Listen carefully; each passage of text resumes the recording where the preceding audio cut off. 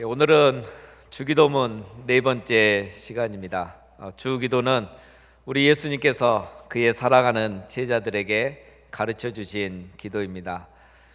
주기도는 유대인처럼 외식하는 기도를 하지 않고 또 이방인처럼 중언부언하는 기도를 하지 않도록 우리에게 좋은 안내를 해주는 기도입니다.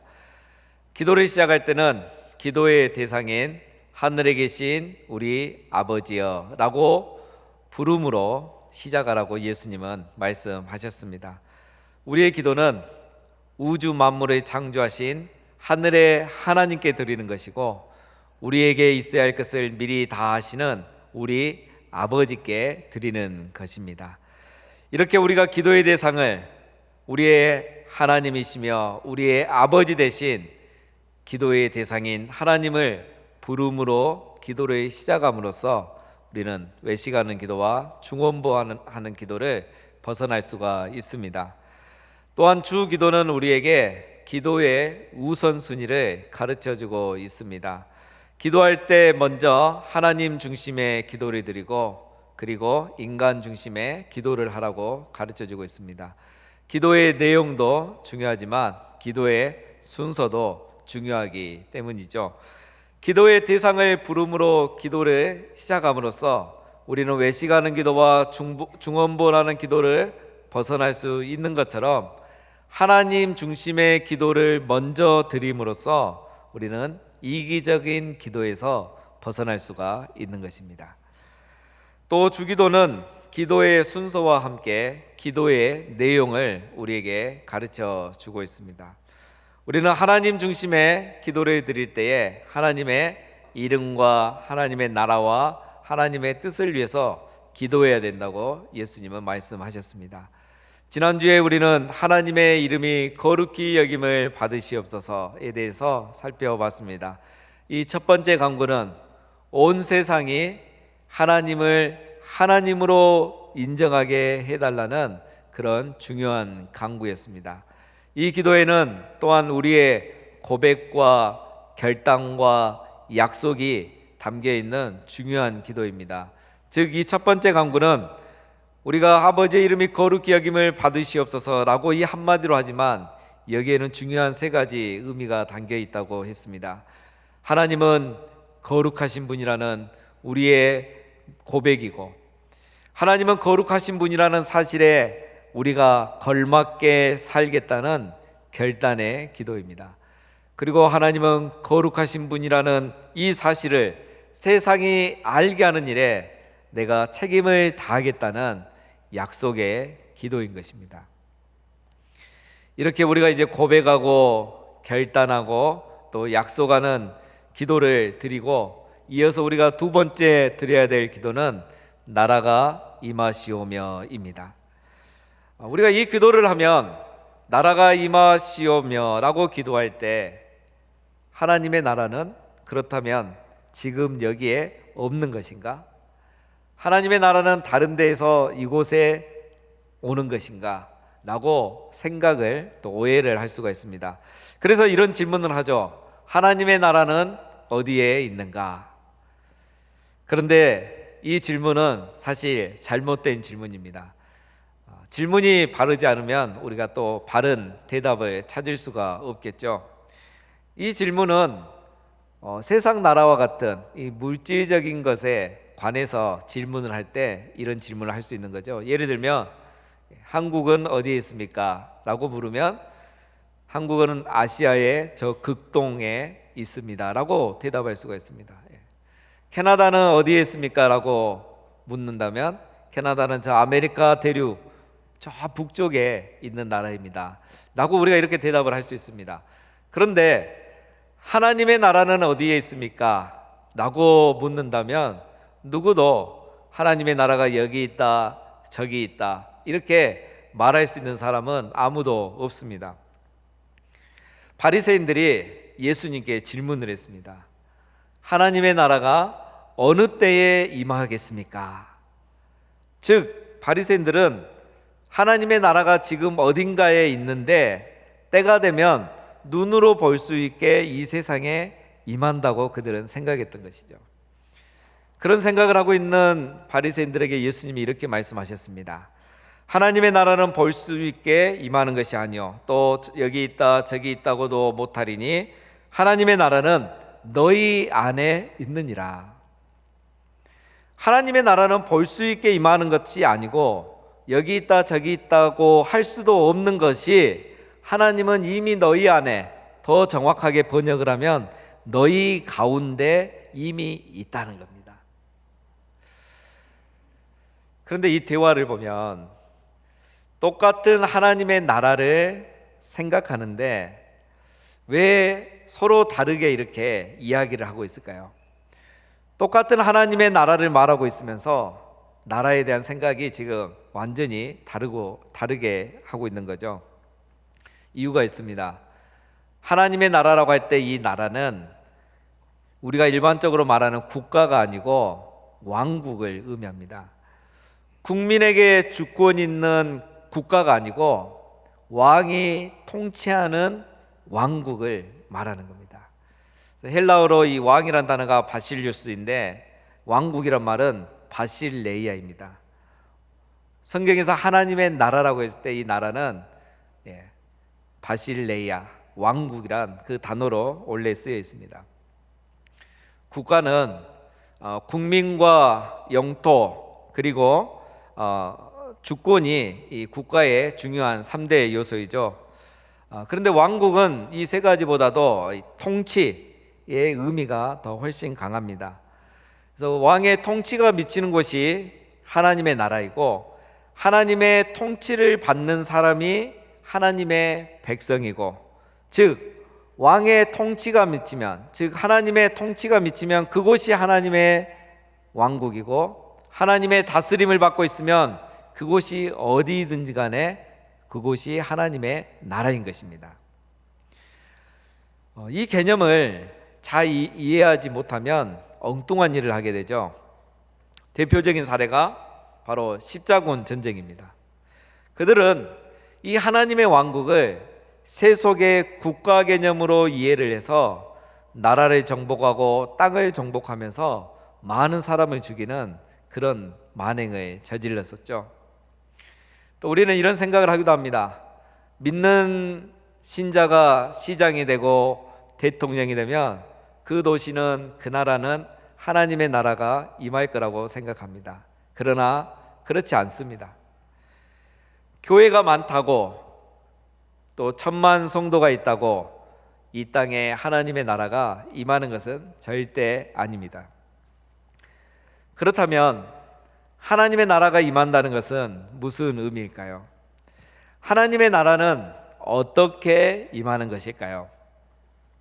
성경에서 가장 핵심적인 주제는 사실 하나님의 나라입니다.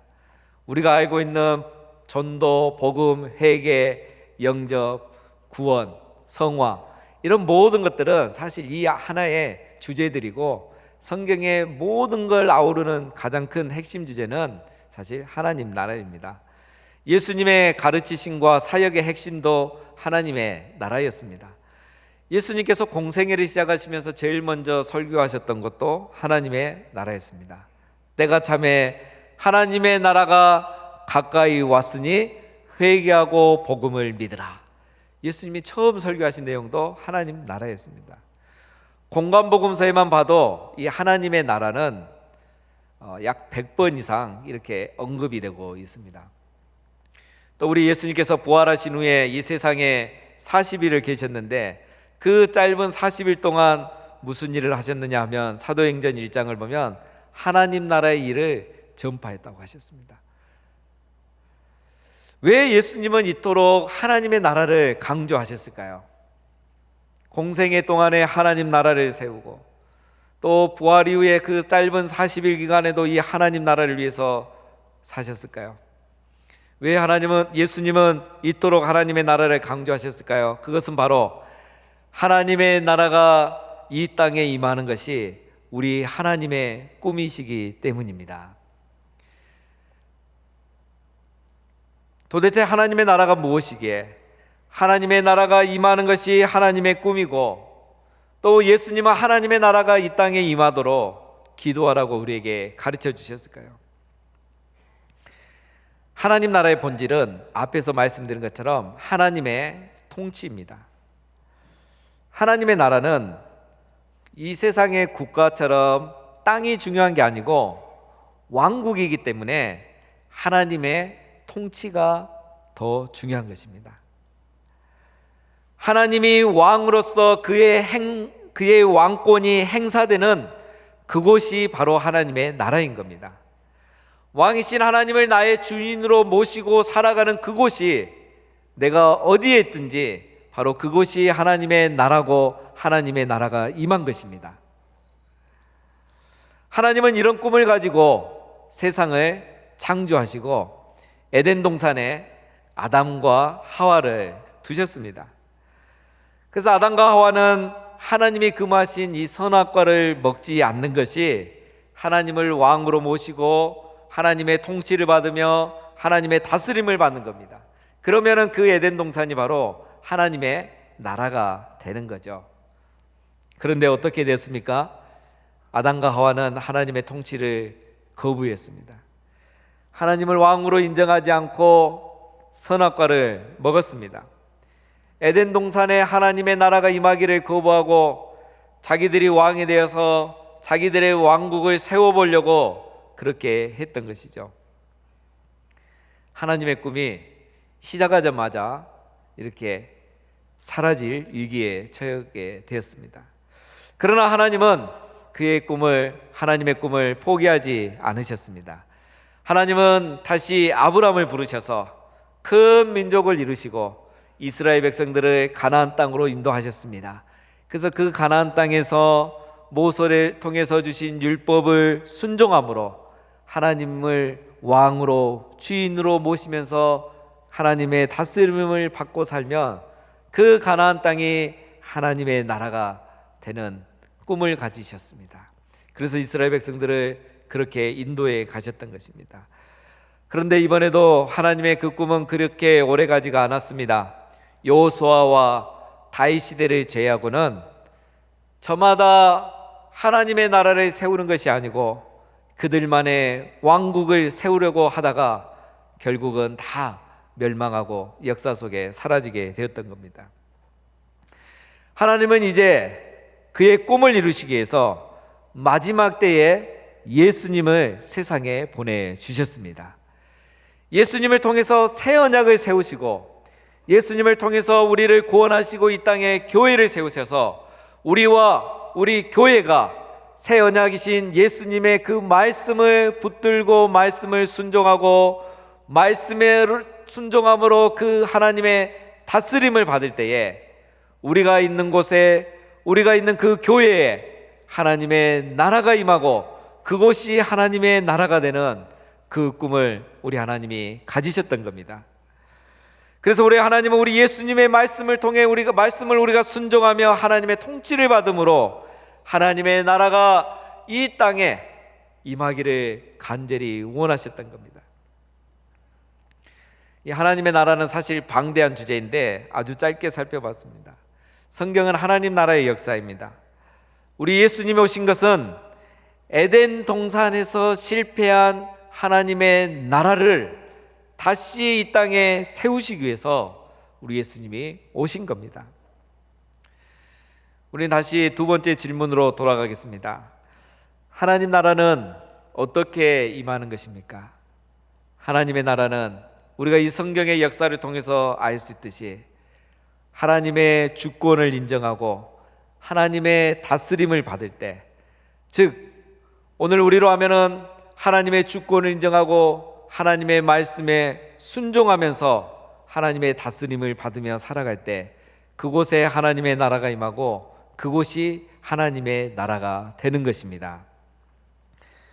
하나님의 통치가 미치는 것이 바로 하나님의 나라입니다.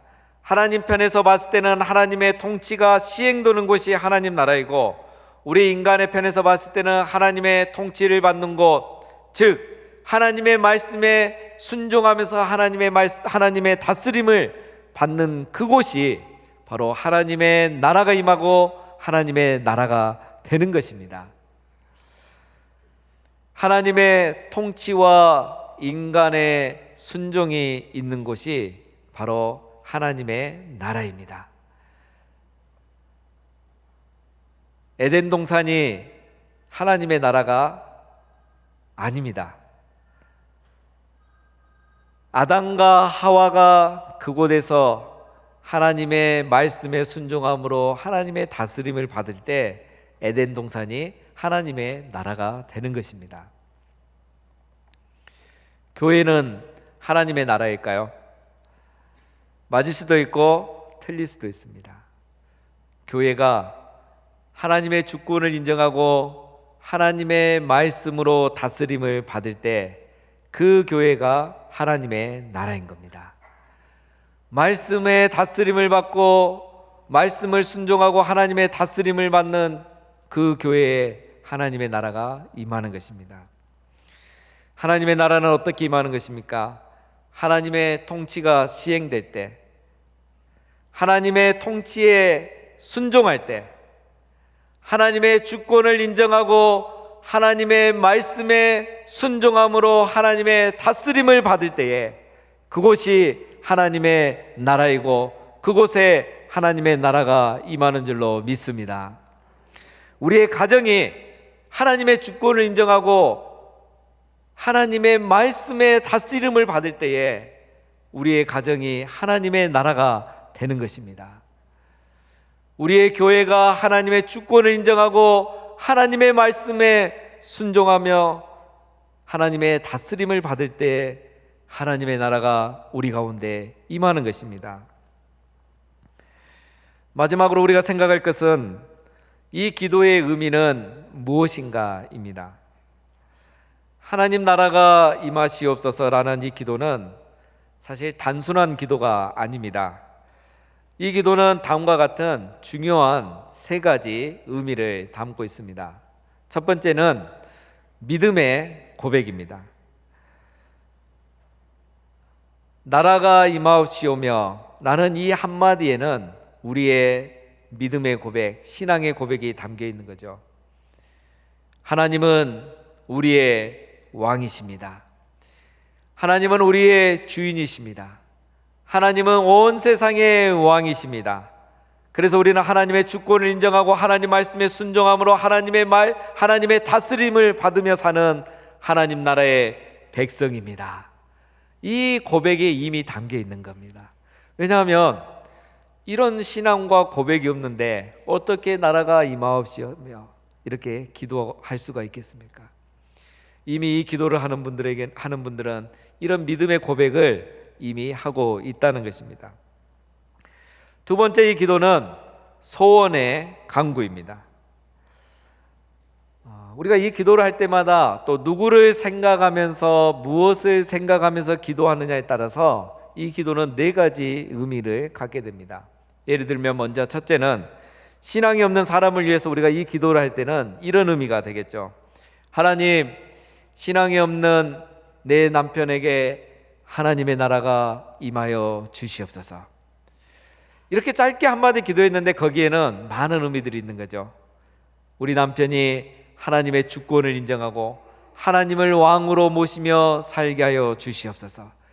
회개하고 복음을 믿고 하나님의 다스림을 받으며 사는 천국 백성 되게 하여 주시옵소서. 이런 모든 기도의 내용들을 다 담아서 한마디로 하나님의 나라가 우리 남편에게 임하여 주시옵소서. 나는 이 기도로 되는 겁니다. 여러분, 나라가 임하시옵소서라는 이 기도는 사실 이처럼 먼저는 개인의 회심을 위한 기도입니다. 하나님 나라는 회개하고 복음을 믿을 때에 임하는 거죠. 우리 예수님 말씀처럼 때가 참에 하나님의 나라가 가까이 왔으니 회개하고 복음을 믿으라 그랬죠. 회개하고 복음을 믿을 때 하나님의 나라가 임하는 겁니다. 그래서 하나님을 믿어야 하나님의 주권을 인정하고 하나님의 말씀대로 살면서 하나님의 다스리심을 받게 되는 거죠. 따라서 이 기도, 신앙이 없는 분을 위해서 하나님의 나라가 임하기를 기도하는 것은 하나님의 왕위가 죄인의 마음속에 세워지기를 기도하는 아주 중요한 중보의 기도인 것입니다. 다음은 신앙 있는 사람을 위해서 기도할 수도 있습니다. 나를 위해서 기도할 수도 있고 또 다른 성도님을 위해서도 기도할 수 있겠죠. 하나님, 나에게, 우리 성도님에게 주의 나라가 임하게 하여 주시옵소서. 이것은 그 성도님이 또는 내가 하나님의 주권을 인정하며 살게 해 주시옵소서. 하나님의 다스림을 받으며 살게 해 주시옵소서. 하나님의 말씀에 순종하며 하나님 나라 백성답게 살게 해 주시옵소서. 이 모든 내용이 이 한마디에 담겨 있는 것입니다. 한 교수님이 이런 말씀을 하셨습니다. 당신의 나라가 임하시옵소서. 라는 기도를 뒤집으면 내 나라가 끝나게 하옵소서. 라는 기도와 같다는 겁니다. 놀라운 통찰력이죠. 여러분, 우리 예수님을 믿는 사람은 누구입니까? 자기의 나라를 포기하고 하나님의 나라를 소망하는 사람입니다. 살아가면서 자기의 왕국을 세우는 사람이 아니라 하나님의 왕국을 세우고 그걸 소망하는 사람이 바로 예수님 믿는 사람인 겁니다.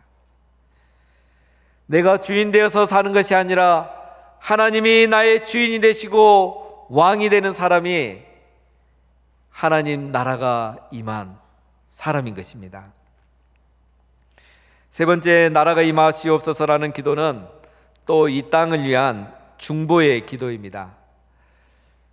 예를 들면, 하나님, 우리 대한민국 위에 하나님의 나라가 임하시옵소서. 하나님, 온 열방 위에 하나님의 나라가 임하시옵소서. 이렇게 기도할 수 있죠. 이 기도는 하나님, 이 세상에 하나님 나라 시민으로 사는 사람들이 많아지게 해 주시옵소서. 하나님의 다스림을 받으며 사는 사람들이 이 땅에 많아지게 해 주시옵소서. 그래서 이 세상이 불의한 세상이 아니라 평화로운 세상, 공의로운 세상, 정의로운 세상, 즉 하나님 나라와 하나님 나라의 모습과 더 가까워지는 이 세상이 되도록 이 땅을 변화시켜 주시옵소서. 이런 바로 중보의 기도가 담긴 기도인 것입니다. 그래서 하나님, 이 땅에 양육 강식이 지배하는 세상이 아니라 누구나 행복한 세상이 되게 해 주시옵소서. 권력과 폭력이 지배하는 세상이 아니라 사랑과 평화가 충만한 이 세상이 되도록 하나님, 이 땅에 하나님 나라가 임하시옵소서 라고 우리는 기도하는 것입니다. 네 번째 의미는 말 그대로 예수님의 재림과 함께 임할 새하늘과 새 땅을 소망하는 기도입니다. 지금은 우리가 하나님의 나라를 믿음의 눈으로만 볼 수 있지만 장차 현실로 드러날 하나님의 나라를 우리가 사모하고 또 기다리면서 드리는 기도인 겁니다. 왜냐하면 하나님의 나라는 이미 우리 가운데 임하였지만 아직 우리 가운데 완전히 실현되지는 않았기 때문에 우리는 우리 예수님과 함께, 우리 예수님의 재림과 함께 다시 이 땅에 온전히 임할 하나님의 그 나라를 소망하고 사모하면서 이 기도를 드리는 것입니다. 마지막으로 나라가 임하옵시며라는 이 기도의 세 번째 의미는 실천의 결단입니다. 하나님 나라가 임하시옵소서 라고 기도할 뿐만 아니라 하나님의 나라가 임하도록 나의 가정과 나의 직장과 교회와 이 나라 안에 하나님의 나라가 임하도록 하나님, 내가 실천하겠습니다 라는 결단이 담긴 기도인 것입니다. 우리가 하나님의 주권을 인정하고 하나님의 다스림을 받으면서 살면 우리는 이 땅에서 하나님 나라의 백성으로 살고 있는 것이죠. 뿐만 아니라 우리는 이 땅에 그렇게 살아가면서 우리 이 땅에 우리의 가정과 일터와 이 나라 안에 하나님의 나라가 임하게 하는 수단과 통로로 동시에 쓰임받고 있는 것입니다. 그래서 우리가 이 세상 사람들과는 다르게 하나님의 말씀으로 하나님의 다스림을 받으면서 살아가면 세상 사람들이 세상에서는 볼 수 없는 그 모습을 우리를 통해 보게 되면서 하나님 나라가 무엇인지 알게 되고 보게 되는 것입니다. 그래서 우리 성도의 순종은 세상을 향하여 하나님의 나라가 임하고 있다는 객관적인 증거가 되는 것입니다. 말씀을 맺습니다. 나라가 임하시오며, 이 두 번째 강구는 중요한 세 가지 의미가 있다고 했습니다. 하나님은 우리의 왕이십니다 라는 고백하는 기도이고, 하나님의 나라가 임하기를 소원하는 기도이고, 하나님의 나라가 임하는 도구로 살아가겠다는 결단의 기도입니다. 이렇게 보면 주기도를 알아갈수록 마음의 부담이 커지실 겁니다. 주기도를 제대로 기도하고 또 기도한 대로 살아가면 세상이 어떻게 바뀌겠습니까? 또 우리는 얼마나 변화되게 되겠습니까? 이제 겨우 두 가지만 살펴봤는데도 이 정도인데, 나머지 네 가지를 살펴보면 우리가 얼마나 더 이런 영적인 부담감을 가질 수 있겠습니까? 그러나 이 기도는 어떻게 생각하면 우리에게 부담이 될 수 있지만, 사실 우리가 이 기도를 드릴 수 있다는 것은 우리에게 복이고 특권이고 명예인 줄로 믿습니다. 사랑하는 성도님 여러분, 예수님께서 가르쳐 주신 이 기도의 순서와 내용대로 우리가 매일 기도함으로 우리의 가정과 교회에서, 그리고 우리의 일터에서 하나님의 이름이 거룩히 여김을 받고 그곳에 하나님의 나라가 임하는 역사가 일어나기를 주님의 이름으로 축원드립니다. 그리고 우리의 기도를 통해서 진짜 이 땅에 하나님의 나라가 임하고, 또 마지막 날에 하나님의 나라가 이 땅에 우리 예수님의 강림과 함께 임할 때에 영광 중에 그 나라에 참여하게 되는 우리 모두가 다 되시기를 주님의 이름으로 축원드립니다.